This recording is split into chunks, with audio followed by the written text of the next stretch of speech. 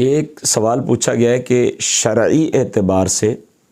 شادی میں کون کون سی چیزیں ضروری ہیں، تو نوٹ کر لیجئے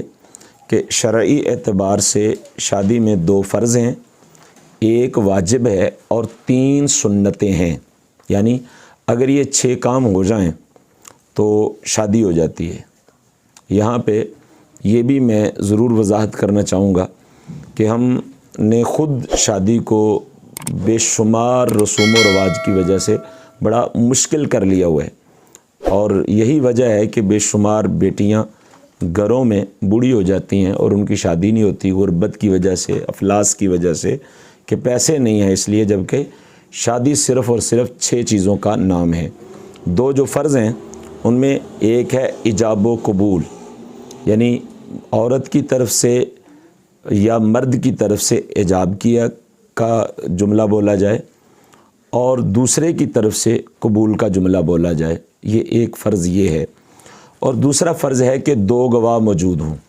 یعنی اس کے لیے برات کی ضرورت نہیں، اس کے لیے کوئی بہت بڑے اکٹھ کی ضرورت نہیں، بہت بڑے خرچے کی ضرورت نہیں۔ یہ 2 فرض ہیں، ایجاب و قبول، ایک طرف سے کہا جائے کہ میں تم سے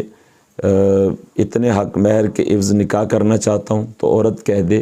کہ جی مجھے قبول ہے،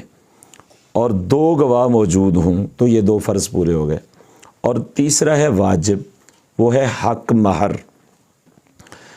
کہ جو شرع مطہرہ نے کم از کم حق مہر متعین کیا ہے وہ ہے 10 درہم، یہ چاندی کے اعتبار سے 10 درہم یہ کم از کم حق مہر ہے، تو اس کو ادا کیا جائے، یہ شادی کا کہ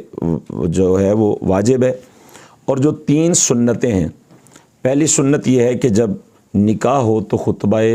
نکاح پڑھا جائے، نکاح کا خطبہ وہاں پہ کوئی پڑھے، تلاوت کرے۔ اور دوسری سنت یہ ہے کہ چھہارے تقسیم کیے جائیں، وہاں پہ چھہارے لٹائے جائیں۔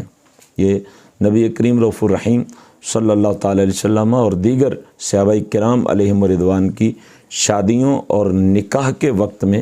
یہ عمل کیا جاتا تھا کہ خوشی کا ماحول پیدا کرنے کے لیے وہاں پہ چھہارے لٹائے جاتے تھے،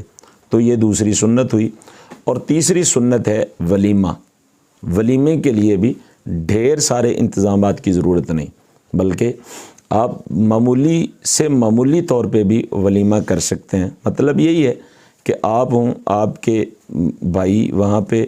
آ جائیں، آپ کی بہنیں آ جائیں تو یہ ولیمہ بھی درست ہے، 2-4 دوست اکٹھے ہو جائیں تو یہ بھی ولیمہ ہے۔ اگر اللہ تعالیٰ نے آپ کو توفیق دی ہے تو آپ زیادہ دوستوں کو اکٹھا کر لیں، زیادہ رشتہ داروں کو اکٹھا کر لیں تو یہ ولیمہ ادا ہو جائے گا، یہ شادی مکمل ہو گئی۔ نبی کریم رؤوف الرحیم صلی اللہ تعالیٰ علیہ وسلم کا ارشاد گرامی یہاں پہ آپ کو سنانا بڑا سود مند سمجھتا ہوں کہ میرے آقا علیہ الصلوۃ والتسلیم نے ارشاد فرمایا کہ وہ شادی جس میں خرچ کم ہو اس میں برکت زیادہ ہوتی ہے۔ تو کوشش ہمیں یہ کرنی چاہیے کہ ہم شادیوں کو آسان کریں، جو غیر شرعی رسوم و رواج ہیں ان کو چھوڑ دیا جائے، ان کو ترک کر دیا جائے، اور ان سے منہ موڑ کر کے نبی کریم رؤوف الرحیم صلی اللہ تعالیٰ علیہ وسلم کی سنت اور شریعت پہ عمل کرتے ہوئے شادی کو آسان کیا جائے۔ شادی میں تیل، مہندی اور یہ جتنی بھی رسمیں ہیں، بالخصوص بارات کا لے جانا، ان کا شریعت کے ساتھ کوئی تعلق نہیں ہے۔